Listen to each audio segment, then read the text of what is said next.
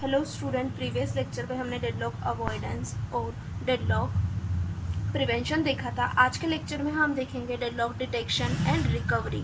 Deadlock detection and recovery ये भी deadlock handling की एक मेथड है। यहाँ पे हम क्या करते हैं, सिस्टम को पहले डेडलॉक स्टेट में आने देते हैं, उसके बाद डेडलॉक चेक करते हैं कि किन प्रोसेस की वजह से आ रहा है। उसी के बाद हम क्या करते हैं, डेडलॉक को रिकवर करते हैं। In this type of deadlock handling methods, we allow the system to enter in deadlock, then we detect it and recover it. मतलब पहले हम चेक करते हैं कि सिस्टम डेडलॉक स्टेट में आ गया है। जैसे ही वो डेडलॉक स्टेट में आ जाता है तब डेडलॉक को डिटेक्ट करते हैं एंड रिकवर करते हैं।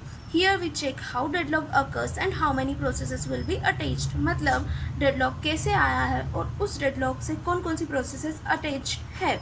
Here we wait until deadlock occurs and once we detect it, we will recover it. मतलब पहले हम वेट करेंगे कि डेडलॉक आए। जैसे ही डेडलॉक आया हमने चेक किया, चेक करने के बाद देखेंगे कौन कौन सी प्रोसेसेस उस डेडलॉक में इन्वॉल्व है। उसके बाद हम उन्हें रिमूव करके डेडलॉक को रिकवर करेंगे।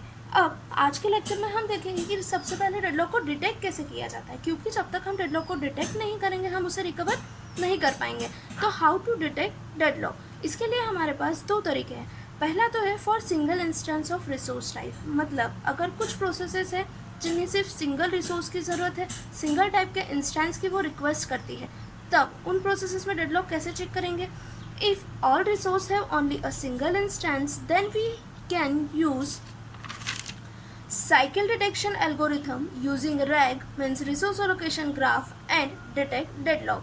हमने resource allocation graph previous lectures में देखा था। उसका यूज़ करके हम क्या करेंगे, प्रोसेसेस में चेक करेंगे कि क्या कोई साइकिल बन रही है। अगर साइकिल बनती है मतलब उन प्रोसेसेस की वजह से डेडलॉक आ रहा है। जैसे हमारे पास P1 और P2 दो प्रोसेसेस हैं, R1 और R2 दो रिसोर्सेस है। इन प्रोसेसेस ने एक एक रिसोर्स होल्ड करके रखा है और एक एक रिसोर्स के लिए इन्होंने क्या की है, रिक्वेस्ट की है।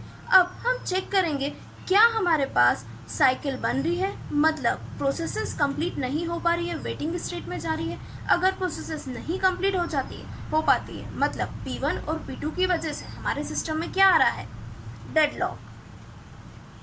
और अगर ऐसा नहीं होता है तब हमें आगे उसमें वर्क करने की ज़रूरत नहीं है, क्योंकि हमारे सिस्टम में डेडलॉक नहीं आ रहा है।